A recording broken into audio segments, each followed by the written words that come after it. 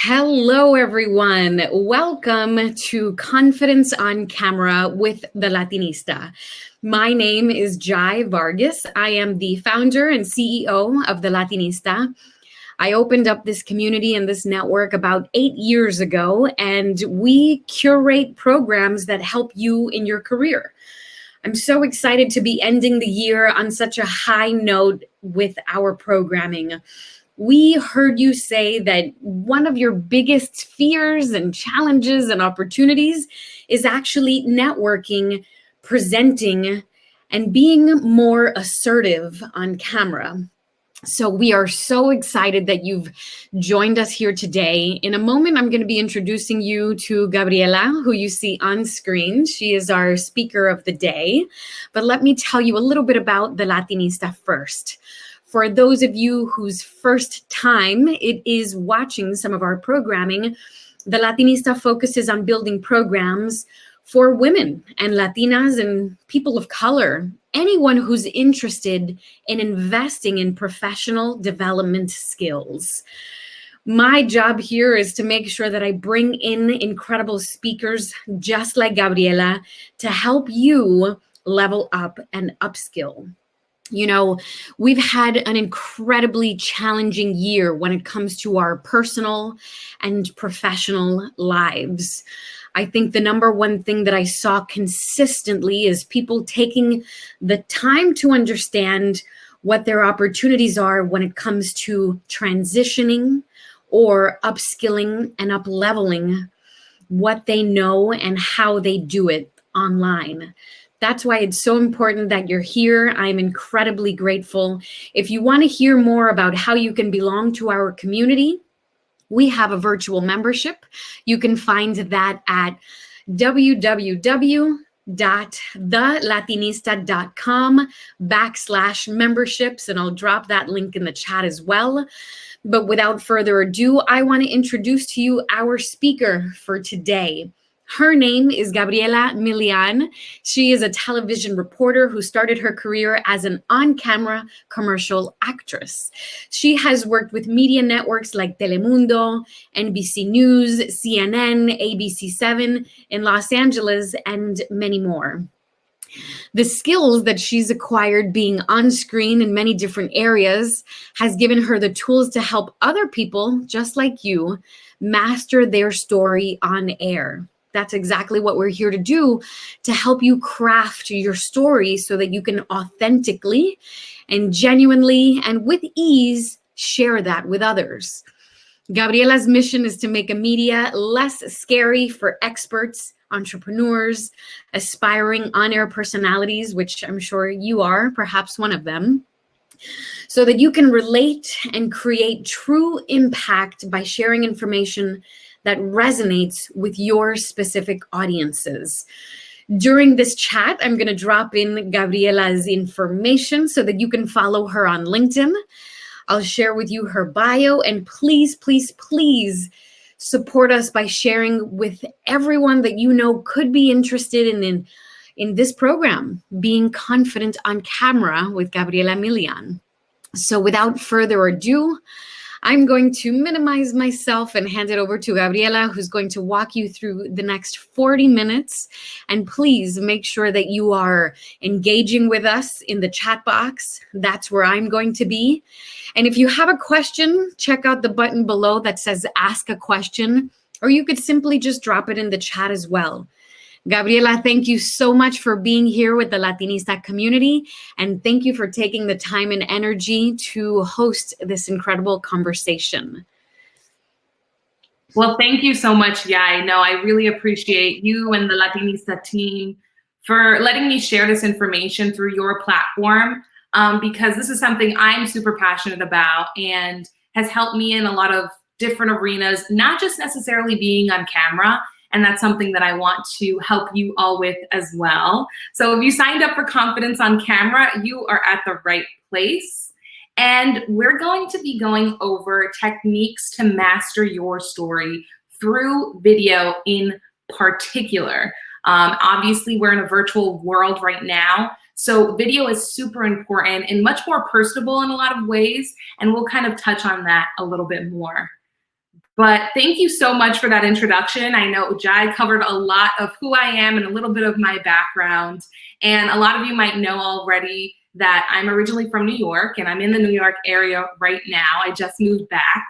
And of course, I'm a proud Latina. My family's from all over the Hispanic Caribbean, being Cuba, Puerto Rico, Dominican Republic.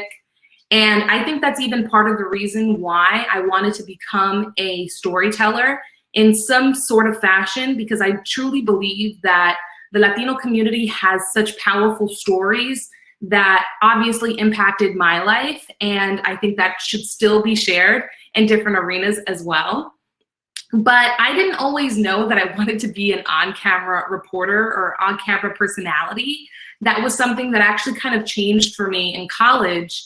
I was studying to be a Spanish teacher and was all about that, thought that that was what I wanted to do. And I did my student teaching and realized that teaching, you have to have a lot of patience, and it probably wasn't the right place for me. And I think a lot of people out there, if you have kids, you probably are much more appreciative of what teachers do now because of virtual learning. But I was doing commercial acting at the time, really just to pay the bills. And it wasn't something that I saw a future in, but I was intrigued by it. Every time I went to a new set, a new studio, like the picture in the top right-hand corner, that was on the set of Telemundo 47, Telemundo here in New York, the local station. And I was just doing a makeup and beauty segment with them, just modeling, just sitting there while the makeup artist did what he needed to do. But it was something I used to go to their office in particular so often that I would ask them so many questions. I was like, oh my goodness, how does this work? How does this work? How do you do this? You know, when do you do that? And they said, why don't you just apply to an internship and you'll learn all of this pretty much. So Telemundo was my first internship. And again, I was just at the right place at the right time. And I loved it. That's when I fell in love with the media industry and seeing how much the media industry, or just telling stories through video mainly, has such an impact on everybody in the world. So that's when I became a TV reporter. And then about a year ago, right before the pandemic, I started my own business, Vision and Focus Media. And I'm more of a media strategist for a lot of people, but I also help people become more confident on camera. And that started actually when I was in Los Angeles. I was teaching workshops to actors who wanted to transition into the on-camera hosting world. And it was something that I thought at the time, there wasn't really a need for it.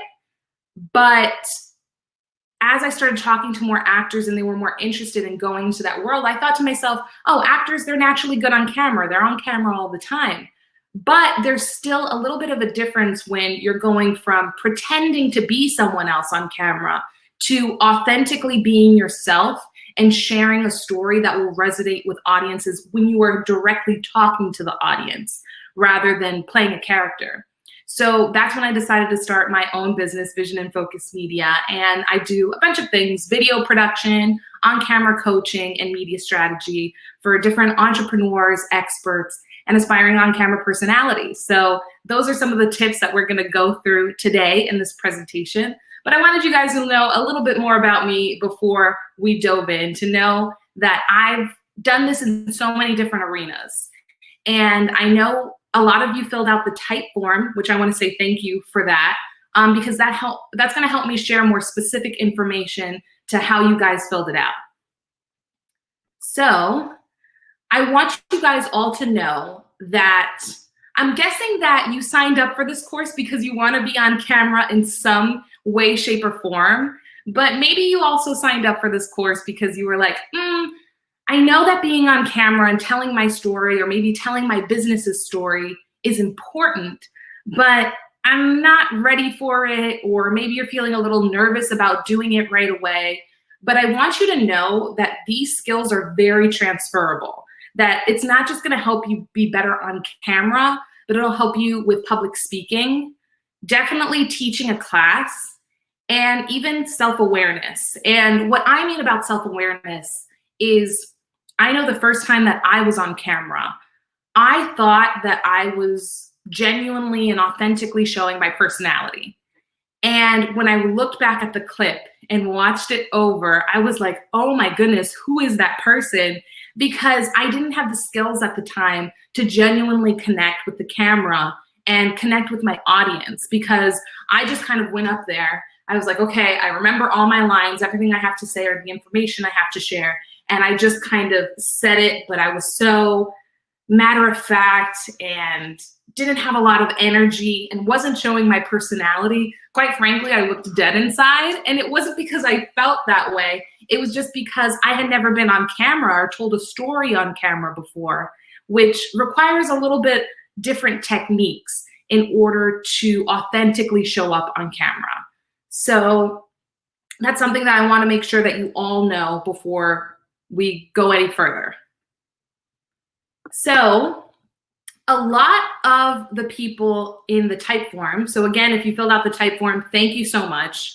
A lot of you said that you are product-based businesses, which is great. I'm so glad that you want to use even your on-air, on-camera performances to maybe promote your product-based business, because I think that's a very, a great way to do that. And what I wanted to share with you guys is, if you get nothing else from this workshop, it's that 80% of internet traffic is video. I'm going to say that again. 80% of internet traffic is video. So if you're any type of business, or you're just trying to get the word out there in general, and you do not have some sort of video component to it, that's something that's going to be your homework. I think you've got to work on that after this workshop today.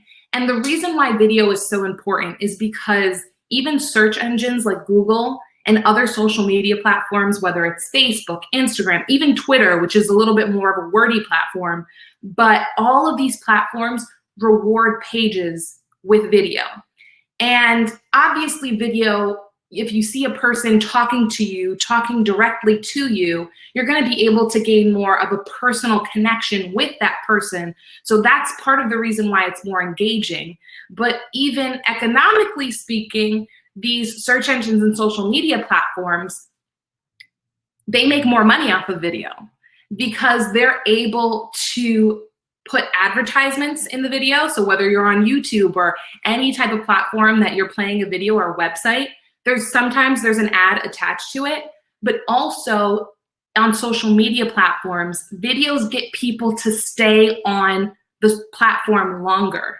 So if you see a beautiful picture that's professionally done, a still photo, it's not going to get as much engagement as a video, because it takes longer to see what's going on a video. So even if it's not the most professional video, even if it's just a selfie with your phone and you're just talking to your phone and telling people about your product or service or anything else that you're working on, video will be rewarded on those social media platforms because you're helping that platform get more of an audience and have that audience stay on the platform longer, and you will be rewarded in return. Not right away, but after more video is uploaded, or definitely if there's video on your website, that's even more important. So again, to the product-based businesses, because I know we've got a few of those out there in this workshop in particular. So especially now because of the pandemic, you probably have a website where you sell your product. Maybe it's coffee, maybe it's jewelry, maybe it's candles. Someone has to go on a website and look for your inventory. Google will reward your website just by having a video on it. Even more so if it's an actual YouTube video that you just kind of like throw in and it automatically populates onto your website, because Google owns YouTube. So when someone goes to search for a product, maybe they search candles near me or candle company. You're going to see probably the first link will have ad next to it. And then the next couple of links, I bet you if you press them, it's gonna have some sort of video within the website. And that's part of the reason why they come up first, is because it gets you to spend more time on Google, and Google can attach more ads to that. So please, for any business, if you want more engagement and if you want more people to even see it, you must have a video. It's so, so important. So I needed to start with that from the beginning. I might have harped on that too long, but it's so important for people to understand. Video is so helpful, and more people will see your stuff if you have a video, just versus even the most professional photos. So in general, what makes good media? What makes a good video? So this is a little bit where the storytelling aspect comes into it.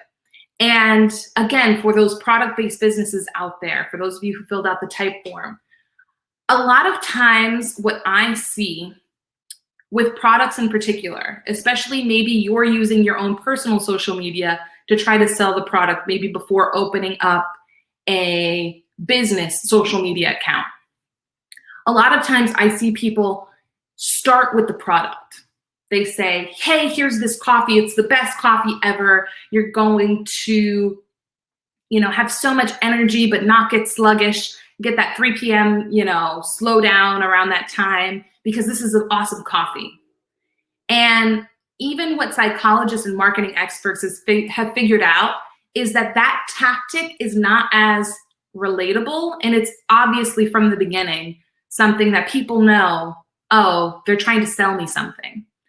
And that's why it's so important to include some type of story, which is part of the reason why influencer marketing, why you see Instagrammers and YouTubers especially, why they started doing much more branded and sponsored content is because the way a YouTuber will put the ad in their sponsored media in their video, it's much more like a part of the story. So maybe it's a YouTuber sharing about their morning routine. And they're like, hey, everybody, this is my morning routine. I can't go throughout the productive day without this morning routine. Oh, by the way, it's sponsored by Four Sigmatic, which is a coffee replacement company that's made out of mushrooms instead of high caffeine espresso beans. And they will kind of implement that product throughout their morning routine. The video isn't about the product, it's about their morning routine. But because they're taking you throughout that journey and that story, that's where they place the product. And companies started realizing that they started becoming much more relatable and trustworthy. And that's what got people to buy, is that relatability versus, hey, let's start off with this product because it's so amazing and there's no story behind it. So making sure that it's story-centric is a minimum. You'll get a lot more engagement, a lot more people interested in your product by incorporating it into a story. Also having that human connection. If people feel like they can connect with you, then not only have you acquired a customer, but you've acquired a loyal customer. So having that human connection aspect is something that's important to me altogether. I think that's why I became a journalist. That's why I started my own business. I surrounded around human connection because I think that if humans felt more connected to one another, we could probably solve all the world's problems. But that's another conversation. But if someone feels like they can connect to you or your product because there's that relatability, they see a little bit of themselves in you or in why you use the product, then they're going to be much more apt to buying and to becoming a loyal customer. And making sure that there's value right away. A lot of times I see people on social media in particular that might start off a video with kind of just the pleasantries. And we'll get into some techniques a little bit later on maybe what to do and what not to do in order to get people more interested in your videos. But having that value right away. What's in it for them? What are they going to get out of not just buying your products, but also listening to you? If you're listening to me, what are you going to get out of that? And making sure that you're always putting it on the viewer and not yourself. I think that's something that even as a journalist, we really harp on, is that even though I might be on camera and I'm the messenger, I'm the one that's sharing the story, it's not about me. It's about the viewer. And you always have to have that in mind in no matter what business you're running, especially when you're sharing a video and you want your viewers to resonate with that video. So the number one thing that everybody said on the type form on what is holding you back from sharing your story on air. Some of you guys chose multiple options, but the number one thing was nervousness. Everybody chose nervousness. How do I manage my nerves when I'm in front of the camera? This happens a lot even with public speaking. And this is probably the number one thing that I work with even outside of what you guys filled out on the type form. When I did in-person workshops, when I've done some more virtual workshops, because we are in a virtual world, everybody asks me, how can I manage my nerves? How can I manage my nerves? And I think what makes the idea of nervousness less nerve-wracking is just by understanding its functionality. You have to understand the brain a little bit. So I know you guys probably didn't think you were signing up for a science class, but I want to go through this a little bit because I think it'll make it less scary when you do feel nervousness, because it's a natural reaction. So let's kind of understand the brain a little bit. If we're going back into early human evolution, back in the caveman days, when we had to protect ourselves from being eaten by a saber-toothed tiger, or we had to protect ourselves from different environmental natural disasters that maybe we're better equipped and prepared for with the modern buildings and the homes that we've built now. Nervousness, your nervous system, whenever a saber-toothed tiger or an animal a predator was about to attack you, would send signals up to your brain. So when you feel nervous, a lot of times maybe your hands will clamp up, or you'll start to shorten your breath, and you're gonna see me kind of exaggerate some of these movements just to kind of show you all a little better. But you might limit your breath, and that's helping adrenaline shoot up to your brain to say, hey, I'm in danger. I need to get out of this situation in order to keep myself safe and to survive. So we don't have to protect ourselves from being eaten by a saber-toothed tiger anymore, or we're much better equipped in modern society to protect ourselves. Obviously, there are still dangers out there, but not like there was a few thousand years ago. So what our brain has done since it has evolved, it has translated being eaten by or attacked by a saber-toothed tiger to unfamiliar scenarios. Every unfamiliar scenario that you see, your brain assesses it for danger. So even though humans have been on this earth for thousands of years, our brain hasn't changed that much.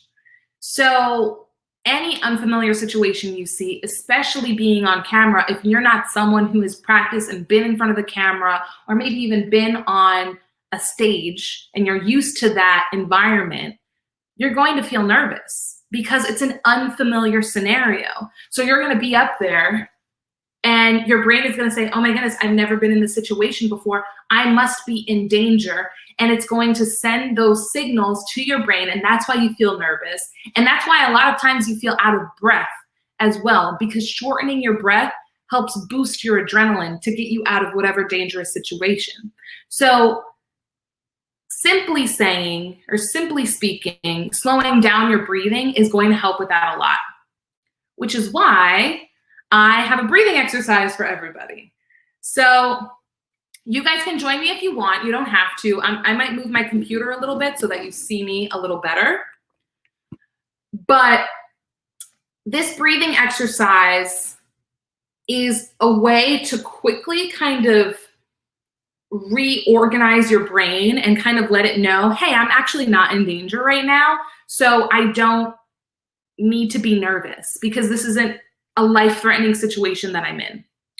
So what I do with this breathing exercise, if you have a straw, you can also do this on your own if you'd like after the workshop. But with a straw, I take it and instead of, let's see, you're gonna see my stomach right here. Instead of breathing in with the straw, or I'll do it this side, with my chest, I'm gonna breathe in with my belly.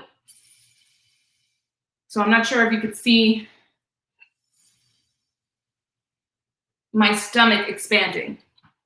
And the reason why I'm doing that is because a lot of times when you're in front of the camera, even if it's not for a video, say you're out with friends and you're out to lunch at a cute cafe, or you're traveling with your family or loved ones, and you want to take a picture. The first thing, especially women, the first thing that women do is they suck in their belly because they want to look more thinner. They want to look, maybe like they didn't gain any quarantine weight. That's something that a lot of people do. They suck in their belly. And yeah, that might give you the look that you're looking for, but what it's doing is it's cutting off your air supply to an extent. And then a lot of people say, oh, well, I'm not breathing through my belly, but I'm still breathing through my chest and I can get enough of a breath. Yeah, you might get enough of a breath to survive, but what a lot of people don't realize is there are so many bones in your chest, being your collarbone, your sternum, even the top part of your rib cage.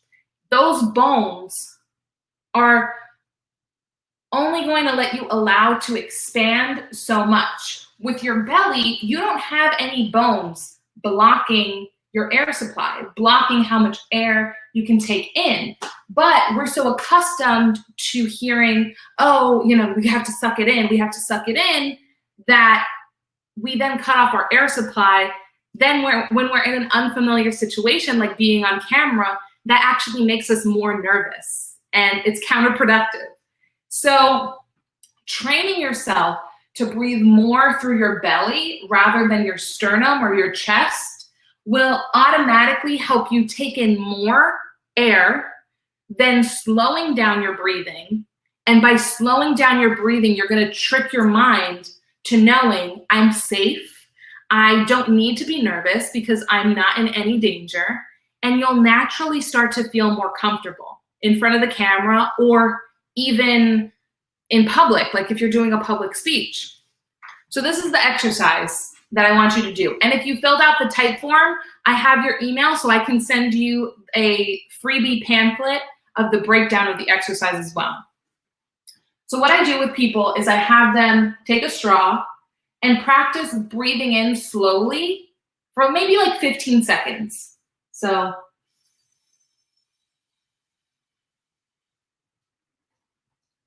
and doing it all through your stomach and slowly letting it out, conserving your breath and seeing if you can let it out for up to 15 seconds. 15 seconds might not sound like that much time, but trust me, when you're trying to conserve your breath, I don't know if there's any yogis out there or people who do breath work on the regular. When you're doing this for the first time, I think the first time I did it, because I was so used to just breathing very quickly, because I could be someone that talks really fast if I'm super duper excited about something. That was something that I had a lot of trouble with, was just conserving my breath. So I think the first time I did this, I was only able to breathe in for like 6 or 7 seconds and breathe out for 5 seconds because I wasn't good at preserving my breath. So practice breathing in for 15 and breathing out for maybe 15 or even 20. See if you can elongate your breath out. And then once you practice with a straw for a little bit, you can then just do it on your own, where you breathe in. And obviously you don't want to make too much noise breathing in, because then people will know that they'll focus more on your breathing than what you're actually saying. So you'll breathe in quietly through your stomach. And then just practice saying about 2 to 3 sentences on the exhale. Maybe you want to talk about what you had for breakfast that morning, what you're going to eat for lunch later today. I have to go work out maybe at around 4 p.m. today. And okay, now I need to go in for another breath. But you can just practice talking about anything. It doesn't necessarily have to be related to what you want to share, because that will help you manage your breath on the exhale as well. Because a lot of people, they might get a sufficient inhale, but then they use too much of it on the exhale with whatever sentence they're sharing. And then that's when they start to do that fast breathing again, which tells your brain that you're nervous, and that's something that we don't want. So that's just a quick breathing exercise on how to help with nervousness, because that is the number one thing that people come to me for. How do I manage my nerves? How do I manage my nerves?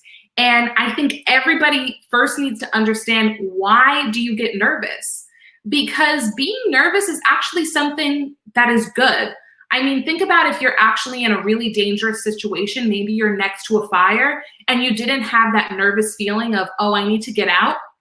That fire could kill you. So that's something that, just think of nervousness as, this is actually a good thing. This is actually a positive human evolutionary feeling that I'm supposed to feel, but I don't need to feel it all the time. So just by learning how to manage it, so once you understand it, then working on your breathing is super important, because I think people underestimate their breath in particular. You literally need air and breathing to survive.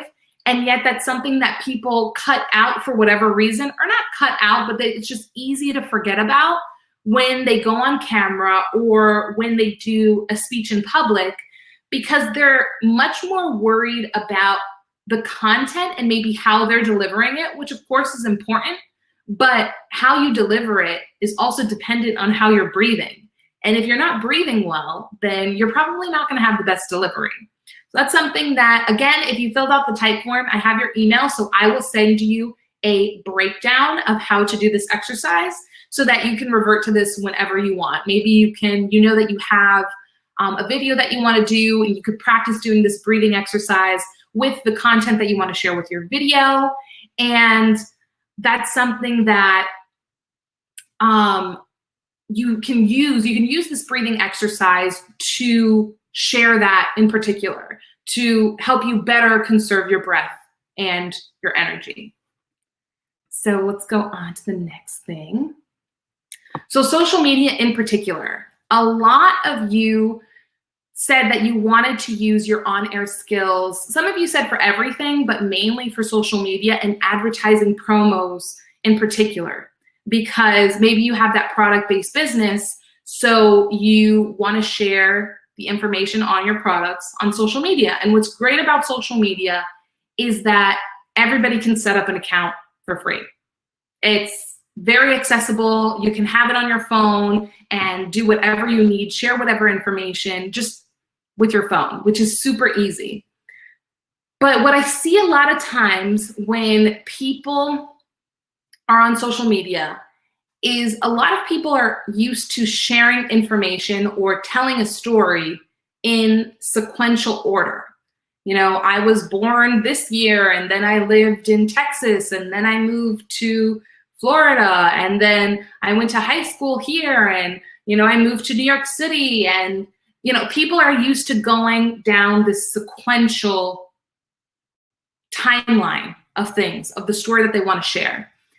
Or maybe it's not the timeline, a huge timeline of your entire life, but sometimes even people, what I see a lot with entrepreneurs and experts is they go through this timeline of when they had the thought. So a lot of times you'll hear, hi everyone, I just wanted to let you know I was doing X, Y, and Z earlier today and realized that it wasn't really good. And okay, I already stop right there, because nobody knows what you're talking about. You've already kind of wasted some time on social media with some of the pleasantries where you want to get to the point and hook them right away. So I have a client in particular, I always give this example, and she's a real estate expert. And she is very successful with, she started in commercial real estate and then started moving into investment properties and residential real estate. And a lot of her social media is to share that expertise about real estate, to help other people maybe invest in their own home or invest in an investment property, and what the differences and the challenges that you might need to know. So something that she was doing in the beginning, which I see a lot of people do, was saying, hi everyone, how are you? Or happy Monday. and kind of starting with these pleasantries, but you have to capture someone on social media within like the first 3 seconds. Because if you don't capture them with the first 3 seconds, hi, how are you? That's, a lot of people can say that.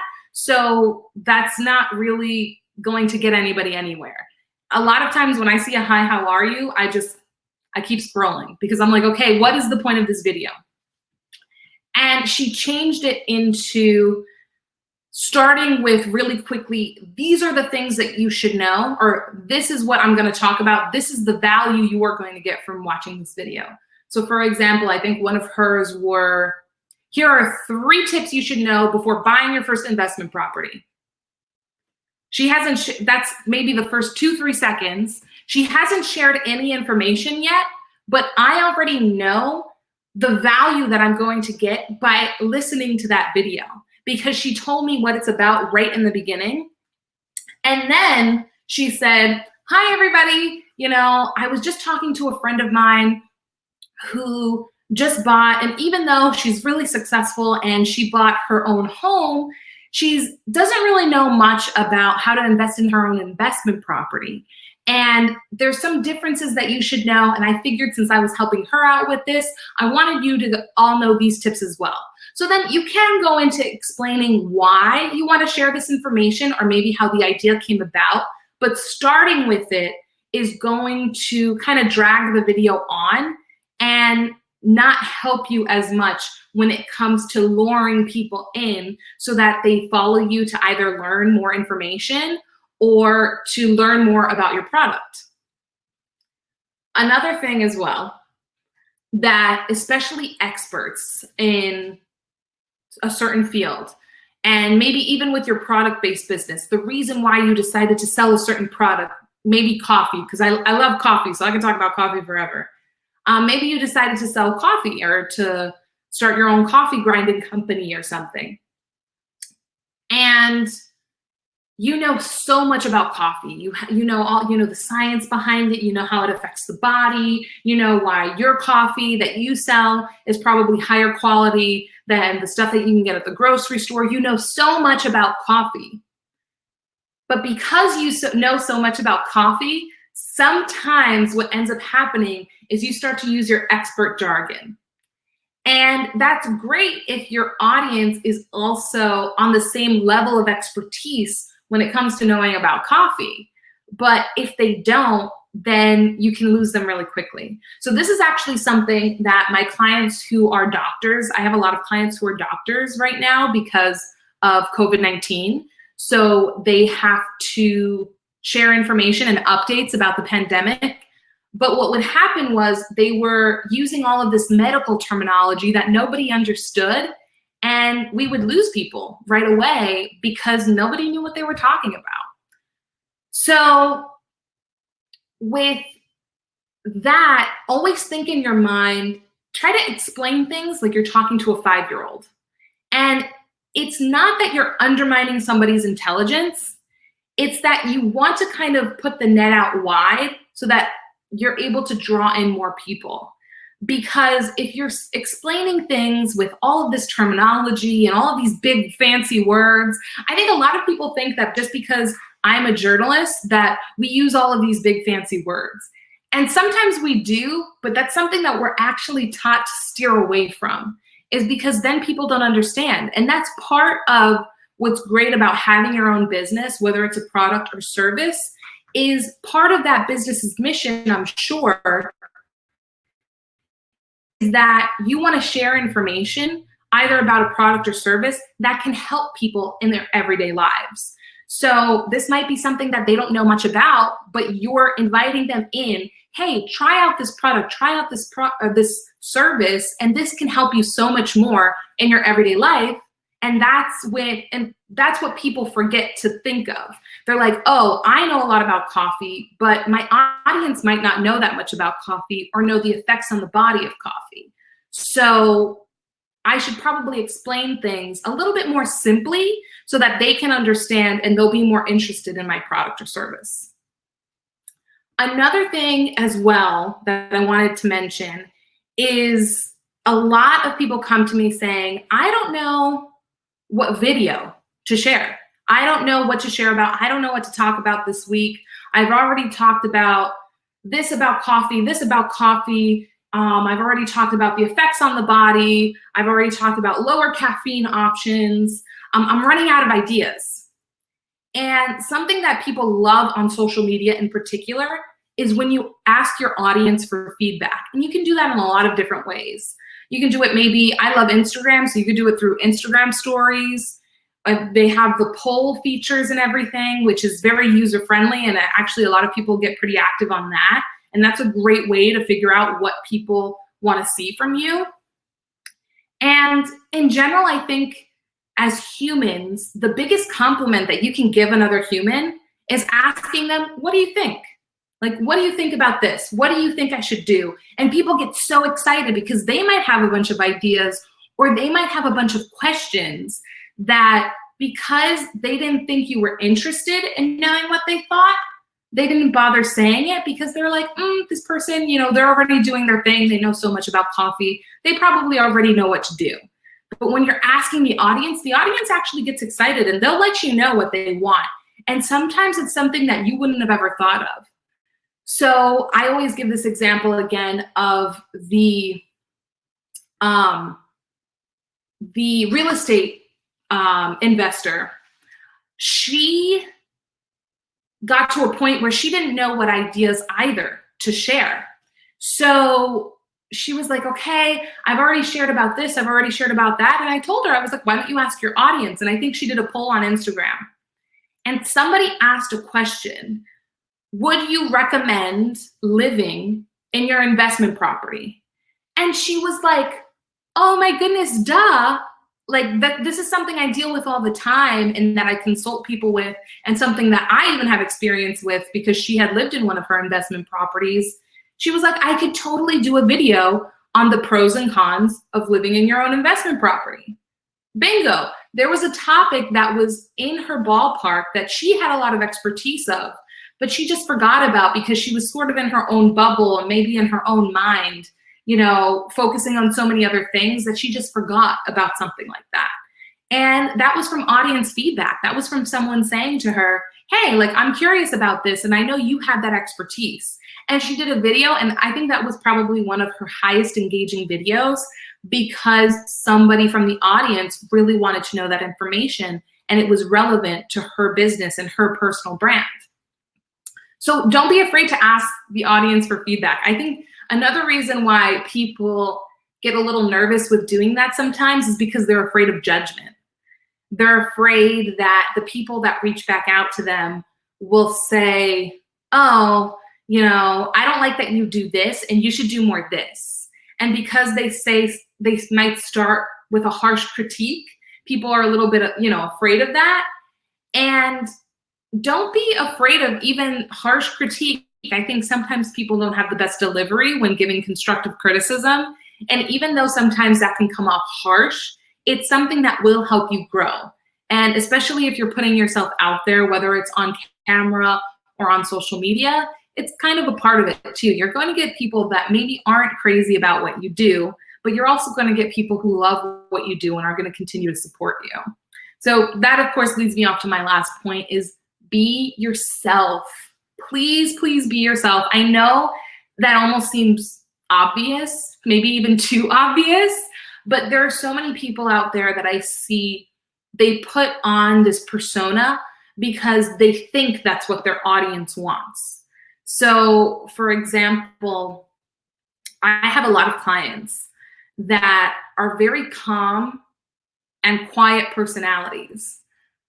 But when I first started working with them, they would get in front of the camera and they would try to force all of this energy, and they'd come out of it feeling exhausted. So they'd come in front of the camera and they'd be like, hi, everybody, how are you? This is what we're doing today. And that might be normal for someone like me. I can be a pretty high energy person, but for someone who's naturally a little bit more calm and quiet, people are going to, your audience is going to be able to see that inauthenticity, the fact, you know what? Yeah, they've got a lot of energy, but something doesn't seem right. Something seems off. And they might not be able to pinpoint it, but they will be able to tell that she's not he or she is not being themselves. And I had a client in particular who was like that. And she hit me up on Instagram. This was before the pandemic, because she was a referral from when I used to do in-person workshops for actors. And she just DM'd me on Instagram like, hi, I have a friend of mine that worked with you. I'd love to potentially work with you for becoming more confident on camera and maybe like a little bit of media strategy. I was like, okay, great. I was in Los Angeles at the time. And this was also someone local to LA. Before the pandemic, we met for coffee, go to a coffee shop. And I had already looked at her videos and she was super high energy on camera in her videos, but it didn't look right. And then I met her in person and she was such a soothing, calm presence. And I remember thinking to myself, like, why isn't she showing up like this on camera? And I asked her why. And she said, you know, a lot of people in my industry, especially in business, when they're on camera or on social media, they're very high energy. And some of her mentors and even people that she looked up to were very high energy people as well. She looked up to a lot Tony Robbins. And that was like one of her like inspirations. And there's nothing against Tony Robbins. Tony Robbins is great, but part of the reason why he's great is because he is presenting authentically. And he is presenting in a way that is comfortable and authentic to him. Where I kind of told her, you're not Tony Robbins. And the great thing about you not being Tony Robbins is you're going to attract those people who think that people who have high energy like that are like, oh my goodness, this person has too much energy. They're giving me a headache. And they're going to see you who has maybe a more calm, soothing presence. And they're going to think, oh, wow, yeah, this person's more my style. They're much more calm and relaxed. Oh, and they're telling me super valuable information on a product or service that I could use to help my everyday life. Sold, even better. And that's why I tell people all the time, it seems simple, but really kind of becoming more self-aware on the type of person that you are and being comfortable with being that type of person on camera is important because your audience will be able to sniff out if you're being fake. It sounds harsh, but it's true. And that's something that I had to learn the hard way throughout my career. Definitely people were like, ooh, yeah, I don't know if I want to listen to this girl because she seems like she's putting on a show. And that's not what people were here for. They're here to learn information or to learn about the product or service that you want to get, that you want to give in particular. So that's something that I wanted to leave you all off with is please be yourself. And if you have any questions, feel free to go into the chat and let me know. This is my email address. So if you have any questions and want to continue the conversation later, please feel free. But yeah, let's, I guess, open it up to questions. This was wonderful. Thank you so much, Gabriela. You have some incredible tips. And as complex as some people make it seem, you break it down very simply. You know, it's all about understanding what your audience or your community is actually looking for. And so receiving feedback and asking them those questions instead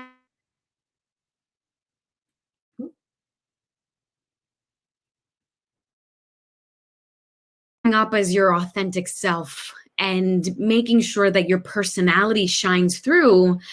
And it's not necessarily something that we should exude if it really isn't us.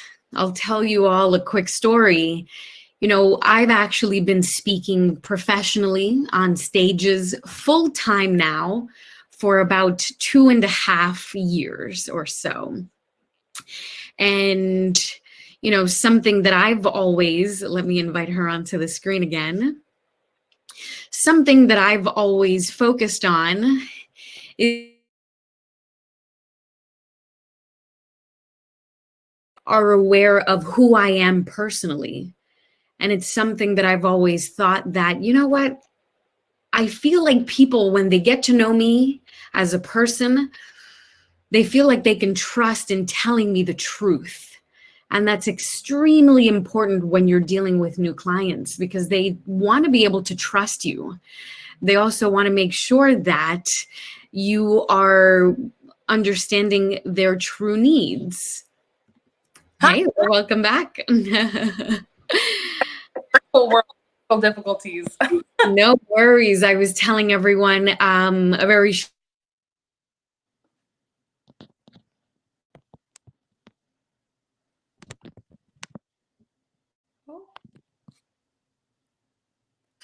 you know, when I started with a potential client, I share with them a lot of my story, my experience, my trajectory, so that they can understand. Yes, I see you. So I share with my clients or potential clients a lot of my personal story so that they understand how it is that I've gotten to the place where I have, and the ways in which I can help them. And I make it very, very clear so that they understand that my focus when working with them is actually very narrow. There you are. I see you. Let's see. Gabriela's having some issues. Let's see. We'll see if she can come back on. We'll see if she can come back on. But I'm really excited that you all joined us here today. As someone mentioned in the chat, we are going to be as information, as well as all of the documents and the type form that she shared as well. So I hope that you all enjoyed her presentation. I'm going to try just one more time to see if Gabriela can join us. Let's see. I've just invited her back onto the screen.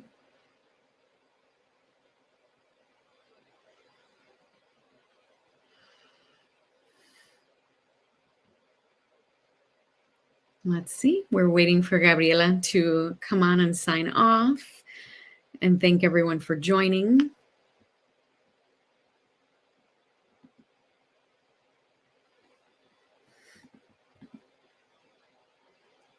Okay, so Gabriela is back on. She's trying to reconnect right now.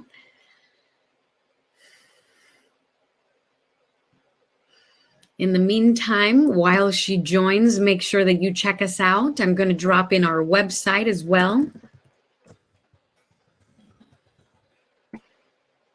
You can find more information about our virtual membership. We have chapters in New York, Chicago, Miami, Los Angeles, and a Slack community as well in San Diego. So please join us on there. Please connect with Gabriela Milian on LinkedIn as well. And for those of you who didn't receive the type form, we will be emailing that to you so that you can connect with her. Let's see if Gabriela can join us again. Hi. There you are. Hi, everyone. So sorry about that technical difficulties. But yes, you can feel free to email me at this email in particular. I'm dropping it in the chat. It's gm@visionandfocus.media. Feel free to email me there, and I'll be able to send you some complimentary pamphlets on the breathing exercise that we did, and also just 3 tips on 3 things you should know to properly tell your story on camera in particular. So that's something I'll be able to send to you, and you can email me there directly if you didn't fill out the type form. I also saw a question, and I think we're almost done, but I think I have enough time to answer that. I always get so nervous when I'm about to speak on live videos, specifically more than pre-recorded. Are there any tips you have for live videos? And yes, most definitely. That's something that even when I started as an on-camera reporter, the idea of going live was nerve-wracking, even though this was something that I was studying and I knew was the nature of the game, you know, going on live, Instagram live, Facebook live, even going live on television when I first started became so nerve-wracking. But then once you get used to it, you actually start to find that it's actually nicer than pre-recorded, because once you do it, it's done. Like, it's out there for the world to see. And I think what I would give to you, especially when you're doing live video, is to have just bullet points of information in your mind, or maybe on a notepad that you want to cover. Don't write full paragraphs, full sentences of things, because I know a lot of people, even when I go live, or you might even see reporters when they go live on television, they might have their phone or maybe a notepad for notes. But that's something that definitely try not to have too much information written down that you want to follow. Just having those quick bullet points, because you're probably enough of an expert and know enough information on those bullet points that you can then expand it even more. And another thing too, when you're live, this is a live presentation right now, there might be technical difficulties and there might be things that happen in the background. And I know I've been out doing a live report, and you know, people photobomb, or there might be a loud noise, or you know, there might be distractions. Maybe you have a family and your kids are getting in the frame, or your dog, your cat. And that's something, rather than making it more awkward and like pushing them away, or address it. Say, oh, ooh, looks like, you know, there's a fire truck going down the street, or, you know, sorry about that, or oh, looks like my dog wanted to join in on the workshop or the presentation as well. Address it, because I think if you don't address it, it's actually even more awkward. And that's something that happens a lot. And we're kind of taught, we learn really through practice as a reporter, that there are going to be distractions, especially on a breaking news scene. You know, there might be police officers, you know, maybe you have to move. Maybe you're doing a live video and you're like, oh, hey guys, it's a little too loud in my kitchen. I'm gonna take you over to my office or my room instead. Just address those awkward things, because if you don't, it looks even more weird and it's just like unnatural. So I think by going into it, I think first you have to be confident in yourself and that you know the information. Because if you go into something saying, oh, I hope I don't mess up, then you're so focused on staying away from messing up that you're drawn to that. Where if you say to yourself, oh, I know this information, I have valuable information to share that's going to help the people I'm talking to in my audience, that's going to show on camera. And just knowing like, yeah, I'm the person that needs to tell them this. I'm the person that has the expertise. And I could do this presentation in my sleep if I wanted to. And going in with that confidence, you're already setting yourself up for success in a live video. But if something bad happens, I think that's what people are nervous for. If something, not bad, I don't even want to call it bad. If life happens and is unraveling in front of you during a live video, just address it. It will actually make you more relatable. That's a great question. You know, and I think, Gabriela, we can learn a lot from you and your presentation today. You taught us a lot of insight with just 9 slides. You know, so I think sometimes people overthink things, they over prepare, when in reality, you have to have 3 or 4 talking points. The beauty of it, now that we're all working from home, is that even when you're live, you have your cheat sheet. But like you said, inject some personality in there so that people can't tell you're actually reading a script. I think for me, that's one of my pet peeves, when people are going lives or presenting and you can literally see their eyes following a script and they sound like a robot. Mm-hmm. You know, and as interesting as this may sound, you know, you're an incredible speaker. You don't have any filler words. You don't have the, you like, you know, but when you interject or include some slang, it starts to feel like more comfortable conversation, and you're building towards a story so that people think, hey, I'm just having a great conversation with this awesome speaker, not, Hello, everyone. My name is Jai. I would like to talk to you about, and you're like, wait, hasn't this person been living this story? Exactly what you said, Gabriela. This person is the subject matter expert. Why would they have to memorize anything? Exactly. And that's something, it's funny that you mentioned that, just that it builds that relatability as well. And also, that's even something that TV reporters are trying to stray away from. You know, you hear a lot of times that, oh, because you're a TV reporter, you have to sound authoritative and you have to speak a certain way and maybe not have a certain accent or use big words. And actually, even in the TV broadcast realm, we're trying to stray away from that because of social media in particular, and the way social media and technology has just taken the world by storm.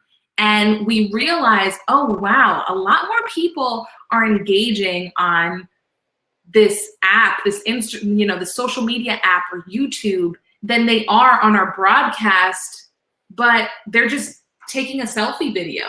They're not doing anything that's so clean cut and proper, because yes, that might show a level of professionalism to a certain extent, but you might lose some relatability because of that as well.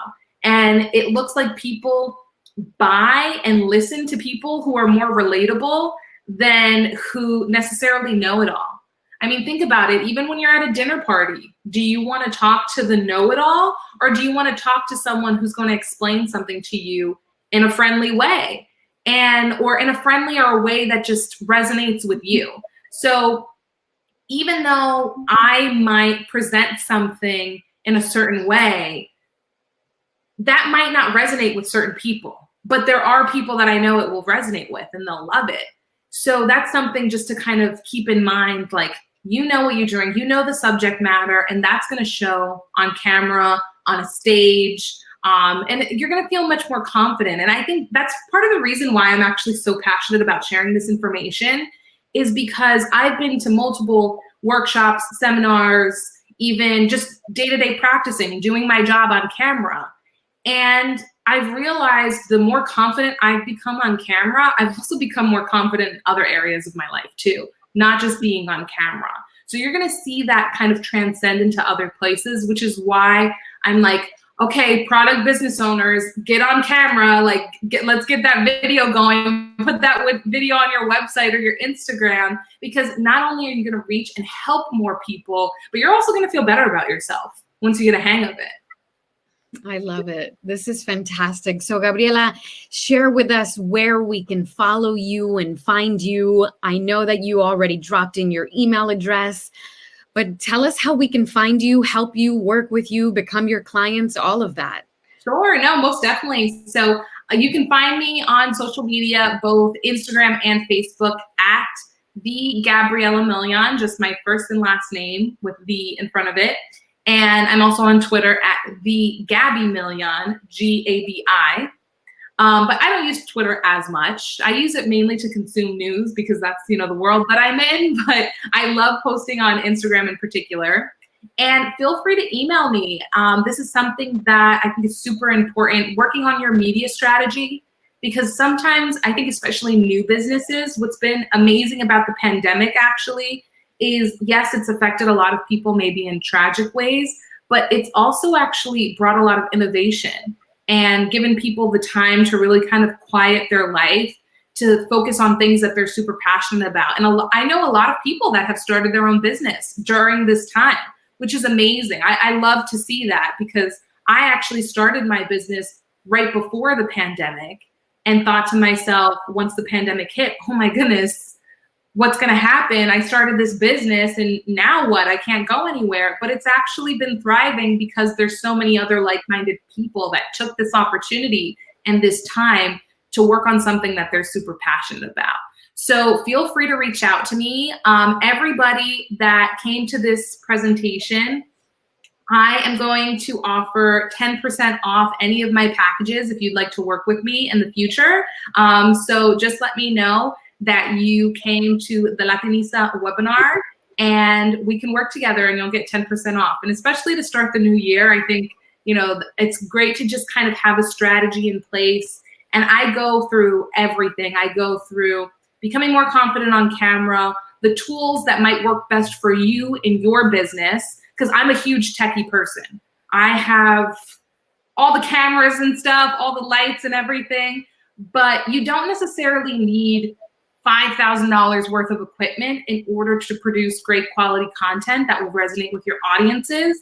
And that's something that I can help you with as well. How to tell a story, how to structure it, maybe even structuring your calendar so that, okay, Mondays become all about this and Wednesdays become all about this. And that's something that I can help you streamline as well.